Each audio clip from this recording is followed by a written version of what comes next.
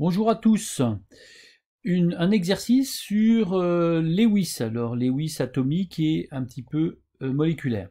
On me demande voici les 4 principaux atomes en chimie, l'hydrogène, le carbone, l'azote et l'oxygène. On me donne leur numéro atomique et donc d'écrire leur représentation de Lewis et ensuite représentation de Lewis de molécules simples. Alors, première question, représentation de Lewis des atomes de carbone, hydrogène, etc. Alors, pour représenter Lewis, donc d'abord pour l'hydrogène, Z égale 1. Donc, on n'a qu'un seul électron. Lewis nous dit que l'on va montrer en fait que les électrons de valence, que les électrons dans leur dernière couche. Bon, dans l'atome d'hydrogène, c'est facile, il n'y a qu'un seul électron. Alors, la structure de Lewis nous dit, on met le symbole, et un électron, c'est matérialisé par un point. Voici donc la structure électronique de l'atome d'hydrogène. Voilà, un point. Un point, c'est un électron.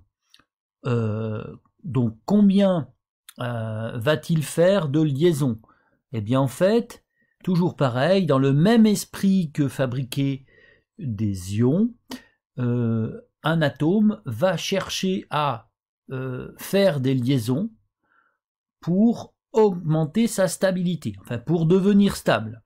Donc l'atome d'hydrogène, pour devenir stable, ça veut dire quoi? Ça veut dire ressembler, du point de vue électronique, c'est-à-dire avoir la même structure électronique que le gaz noble le plus proche. Donc le gaz noble le plus proche de l'hydrogène, c'est l'hélium, qui a 2 électrons. Donc l'hydrogène va chercher à partager son électron avec quelqu'un, c'est-à-dire faire une liaison pour obtenir 2 électrons. Donc voilà, donc l'hydrogène comme ceci va faire une liaison, ainsi tout se passe comme donc avec quelqu'un d'autre, donc là il y a un autre atome, tout se passe comme si l'hydrogène avait 2 électrons, parce que je vous rappelle qu'une liaison matérialisée par un trait selon Lewis, eh bien la liaison appartient aux 2 atomes. Voilà, donc voici la structure de Lewis, et donc l'hydrogène fera une liaison. En fait, il fait autant de liaisons un atome qu'il a d'électrons dits célibataires, donc de points sur sa structure de Lewis. Donc voilà, on va regarder l'atome de carbone maintenant, Z égale 6. Donc Z égale 6, sa structure électronique c'est 1s2, 2s2, 2p2. Donc ça veut dire qu'il a 4 électrons de valence. 4 électrons de valence. Donc je vous rappelle que Lewis ne montre que les électrons de la dernière couche, donc les électrons de valence. Donc je commence par écrire le symbole, et ensuite je vais écrire ces 4 électrons autour de l'atome de carbone. Ils sont d'abord tous célibataires jusqu'à 4, et ensuite ils se mettent par 2. On dit ensuite qu'ils s'apparient. Donc premier électron, deuxième électron, troisième électron, quatrième électron, voilà. Donc en fait, il a 4 électrons célibataires, donc 4 électrons, je vais dire célibataires, voilà. Donc il formera 4 liaisons, voilà. Ainsi, quand il formera ces 4 liaisons avec quelqu'un, donc il va partager ces 4 électrons avec 4 autres atomes qui vont lui donner aussi 4 électrons. Il aura donc 4 fois 2, 8 électrons, et ainsi il aura une structure stable. D'accord?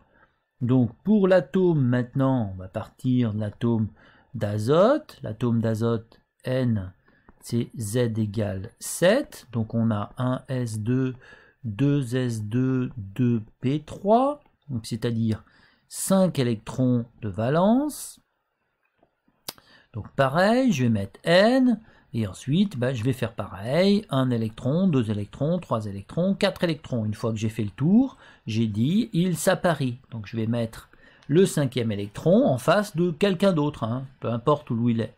Et donc Lewis dit une fois que ces 2 électrons, quand il y a 2 électrons, on le symbolise par une barre.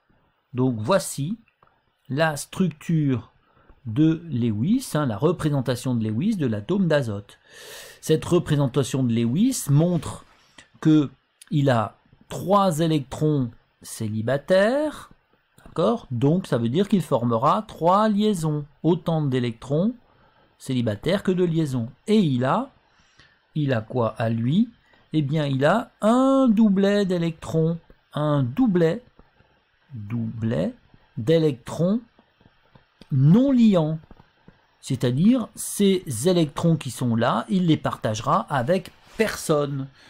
Donc il fera 3 liaisons avec quelqu'un d'autre, plus ces 2 électrons qui lui sont propres. Ça fera bien 8, hein, parce que là je rajoute un électron ici, un ici, avec les liaisons, hein, une liaison, 2 liaisons, 3 liaisons. Je rappelle qu'une liaison, c'est je prête un électron si tu m'en prêtes un. Donc voilà, ça lui fera 2 électrons là, 4, 6, et puis 2, 8. Voilà. Ensuite, donc, dernier cas, l'oxygène Z égale 8, donc c'est pareil, hein, 1s2, 2s2, 2p4 cette fois-ci, ça fait 6 électrons de valence, 6 électrons de valence pour l'oxygène, voilà, l'oxygène 1, 2, 3, 4, et là, encore, il m'en reste 2, voici, je les apparie, voilà, j'en ai bien 2, 4, 6 maintenant, je rappelle que 2 électrons, c'est une barre, voilà, donc ce que je vois de ceci, eh bien, c'est que l'oxygène a 2 doublets d'électrons, d'électrons non liants, ok, donc que l'on voit bien ici, hein, 1 ici, 2 ici, et il a 2 électrons célibataires, qui vont donner donc, eh bien on a dit, 2 liaisons. Donc chaque atome d'oxygène fera 2 liaisons, d'accord, obligatoirement, avec 2 doublets d'électrons non liants. L'atome d'azote fera 3 liaisons, l'atome de carbone 4 liaisons et l'atome d'hydrogène 1 liaison. Ok, donc ça c'est quelque chose à force on retient, hein. Donc voici eh bien, les représentations de Lewis du carbone et de l'hydrogène telles qu'on a pu les voir. Donc la molécule CH4, donc CH4, ça veut dire qu'il y a 4 hydrogènes pour un carbone. Donc je vais placer mes hydrogènes, voilà, l'hydrogène est ici, donc il va former une liaison là, voici là une liaison, voici une liaison, et encore un autre hydrogène là, donc voilà, chaque hydrogène a bien un électron célibataire, hein, et donc ça me fait 4 hydrogènes, j'ai bien CH4, et chaque liaison sera matérialisée par un trait, puisque ça représente en fait 2 électrons, donc voilà, pardon, c'est pas du chlore, mais c'est de l'hydrogène, voilà, voici donc la représentation de Lewis de CH4. Voilà, donc on va continuer, hein, NH3, c'est d'abord N, voilà, avec sa structure de Lewis, et puis c'est H, et il en faut 3, il va faire 3, où est-ce que je les mets? En face des électrons célibataires, hein, pour faire des liaisons, voilà, une liaison, 2 liaisons, 3 liaisons, hein, puisque je vous rappelle qu'une liaison, c'est 2 électrons, hein, mais cette fois-ci partagés, donc je vais me retrouver avec mon atome d'azote au centre, avec un doublet d'électrons non liants, et puis, eh bien, mes 3 atomes d'hydrogène, comme ceci, qui forment, eh bien, 3 liaisons, d'accord, hein, on a dit, par exemple, cette liaison qui est là, elle est représentée ici, d'accord, ces 2 électrons sont là, ces 2 électrons sont ici, ok, voilà, bien, alors maintenant, j'ai CO, enfin, H2CO, hein, d'accord, qu'il faut que je mette, eh bien, on va faire pareil, hein. Le carbone que j'ai matérialisé en noir, donc le carbone, il a 4 liaisons. L'oxygène, qu'on va mettre en quelle couleur? En violet. L'oxygène, lui, c'est comme ceci. Voilà, j'ai ça. Je commence à mettre sur mon tapis, en fait, tous les atomes et leur structure de Lewis, voilà. Eh bien, je vois en fait que, je vous rappelle qu'un électron, il ne peut pas rester célibataire, hein, dans une molécule, je parle, hein. Donc par exemple, voilà. Hop, là il va y avoir une liaison, là une autre liaison.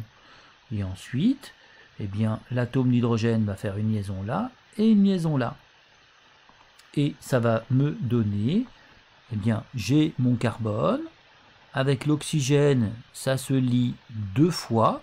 Je rappelle qu'il ne faut pas oublier les 2 doublets d'électrons non liants. Et l'hydrogène, 2 hydrogènes, voilà. Vous voyez, hein, c'est donc pas si difficile que ça. Donc par exemple, cette liaison qui est là, elle va les matérialiser là. Ok. Et puis, bah, cette liaison-là, c'est celle qui est là. Cette liaison-là, c'est celle qui est là. Elle est donc doublement liée avec l'atome d'oxygène. Donc l'atome d'oxygène se retrouve bien avec 2 liaisons. Ça fait une liaison double, hein, mais ça fait donc bien 2 liaisons, plus 2 doublets d'électrons non liants. Voilà donc les structures de Lewis. Donc ne pas oublier les doublets d'électrons non liants. Hein. On voit bien que l'atome d'oxygène ici a 2, 4, 6 et 8 électrons autour de lui. L'atome de carbone a bien 2, 4, 6 et 8 électrons autour de lui. Voilà, ça satisfait à la règle de l'octet, entre guillemets. Ça veut dire qu'il est stable, il a la même structure électronique que le gaz noble le plus proche, qui aura 8 électrons sur sa dernière couche. Voilà, j'espère que cet exercice vous aura un peu plus aidé sur la représentation de Lewis moléculaire. Moi je vous dis au revoir et à bientôt pour une nouvelle vidéo.